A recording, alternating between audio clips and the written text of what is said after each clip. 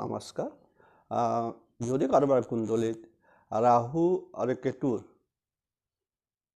এফালে গ্ৰহ বিহীন হৈ থাকে, আনফালে বাকী 7টা গ্ৰহ থাকে, তেতিয়াহ'লে কালসৰ্প যোগ সৃষ্টি হোৱা বুলি কোৱা হয়। কালসৰ্প যোগ এজন জাতকৰ কাৰণে বহুত জীৱনত বহুত সমস্যা কঢ়িয়াই আনে, সেয়েহে ইয়াক প্ৰতিকাৰ কৰাটো অতি প্ৰয়োজন।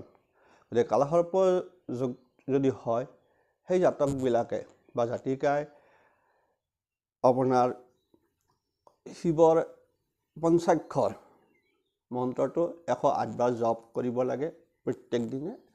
তাৰ বাহিৰেও বুধবাৰে আপোনাৰ কোনোবা এটা বুধবাৰে মনসা মন্দিৰত ৰূপৰ সাপ এযোৰ দান দিলে শুভ ফল পায়।